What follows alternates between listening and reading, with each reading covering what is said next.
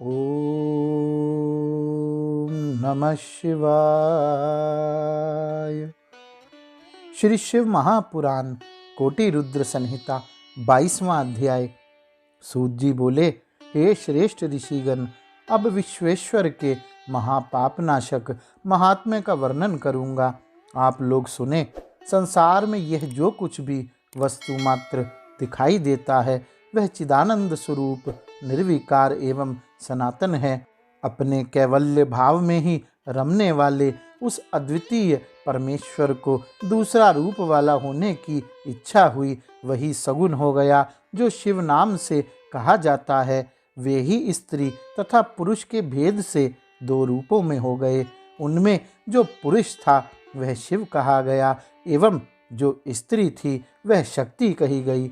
हे मुनि सतमो, उन दोनों अदृष्ट चित्त तथा आनंद स्वरूप शिव शक्ति द्वारा स्वभाव से प्रकृति तथा पुरुष भी निर्मित किए गए।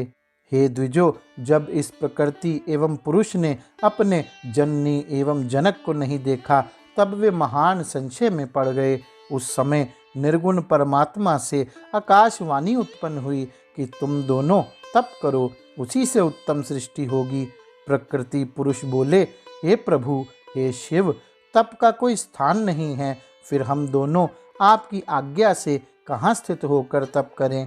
तब निर्गुण शिवजी ने अंतरिक्ष में स्थित सभी सामग्रियों से समन्वित संपूर्ण तेजों का सारभूत पंचक्रोश 5 कोस परिणाम वाला एक शुभ तथा सुंदर नगर बनाया, जो कि उनका अपना ही स्वरूप था। उस नगर को शिवजी ने पुरुष के समीप भेज दिया। तब वहाँ स्थित होकर पुरुष रूप विष्णु जी ने सृष्टि की कामना से उन शिवजी का ध्यान करते हुए बहुत काल पर्यंत तप किया।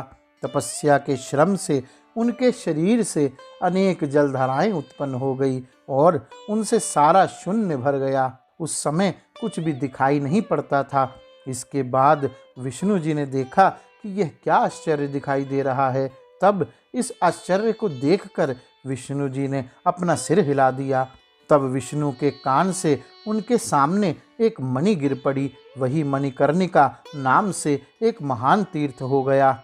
जब वह पंचक्रोशात्मिका नगरी उस जल राशि में डूबने लगी तब निर्गुण शिवजी ने उसे शीघ्र ही अपने त्रिशूल पर धारण कर लिया। इसके बाद विष्णु जी ने प्रकृति नामक अपनी स्त्री के साथ वहीं शयन किया। तब शंकर जी की आज्ञा से उनके नाभि कमल से ब्रह्मा जी प्रकट हुए।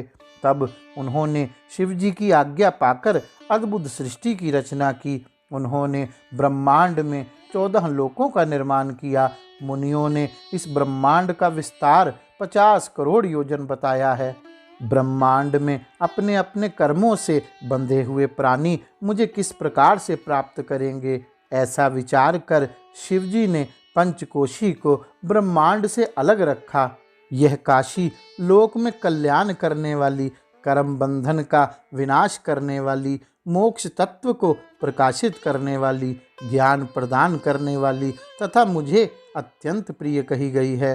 परमात्मा शिवजी ने अविमुक्त नामक लिंग को स्वयं स्थापित किया और उससे कहा, हे मेरे अंश स्वरूप, तुम्हें मेरे इस क्षेत्र का कभी त्याग नहीं करना चाहिए। ऐसा कहकर स्वयं सदाशिव ने उस काशी को अपने त्रिशूल से उतार कर मृत्युलोक संसार में स्थापित किया।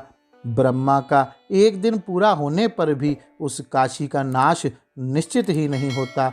हे मुनियों, उस समय शिवजी उसे अपने त्रिशूल पर धारण करते हैं।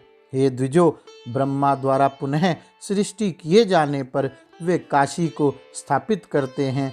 सभी प्रकार के कर्म बंधनों को नष्ट करने के कारण इसे काशी कहते हैं। अविमुक्तेश्वर नामक लिंग काशी में सर्वदा स्थित रहता है। यह महापातकियों को भी मुक्त करने वाला है। हे मुनीश्वरों, अन्यत्र मोक्षप्रद क्षेत्रों में सारूप्य आदि मुक्ति प्राप्त होती है, किंतु यहाँ प्राणियों को सर्वोत्तम सायुज्य मुक्ति प्राप्त होती है। जिनकी कहीं गति नहीं होती उनके लिए वाराणसीपुरी है। महापुण्यदायिनी पंचकोशी करोड़ों हत्याओं को विनष्ट करने वाली है। सभी देवता लोग भी यहाँ मृत्यु की इच्छा करते हैं, फिर दूसरों की बात ही क्या। शंकर जी को प्रिय यह नगरी सर्वदा भोग एवं मोक्ष को देने वाली है। ब्रह्मा, विष्णु, सिद्ध, योगी, मुनि तथा त्रिलोक में रहने वाले अन्य लोग भी सदा काशी की प्रशंसा करते हैं।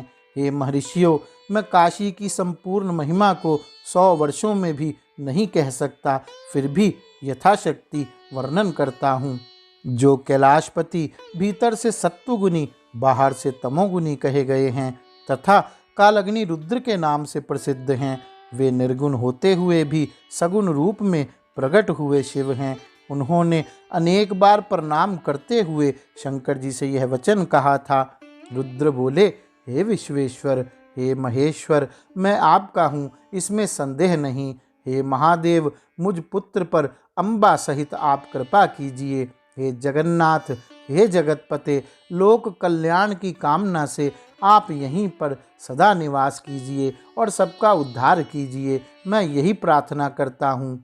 सूत जी बोले, तदंतर मन तथा इंद्रियों को संयत करने वाले अविमुक्त ने भी बारंबार शिवजी की प्रार्थना करके अपने नेत्रों से आंसुओं को गिराते हुए प्रसन्नता पूर्वक शिवजी से कहा। अविमुक्त बोले, हे देवादिदेव, हे महादेव, हे काल रूपी रोग की उत्तम औषधि, सचमुच आप त्रिलोकपति हैं और ब्रह्मा तथा विष्णु आदि के द्वारा सेवनीय हैं।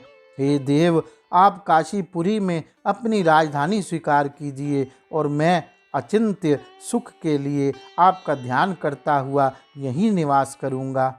आप ही मुक्तिदाता एवं कामनाओं को पूर्ण करने वाले हैं, दूसरा कोई नहीं। इसलिए आप लोकोपकार के लिए पार्वती सहित सदा यहीं निवास करें।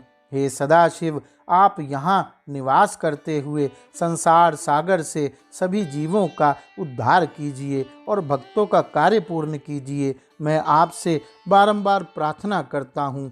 सूत जी बोले, इस प्रकार उन विश्वनाथ के द्वारा प्रार्थना किए जाने पर सबके स्वामी शंकर जी लोकोपकार्थ वहाँ भी निवास करने लगे। जिस दिन से वे हर काशी में आए, तभी से वह काशी सर्वश्रेष्ठ हो गई।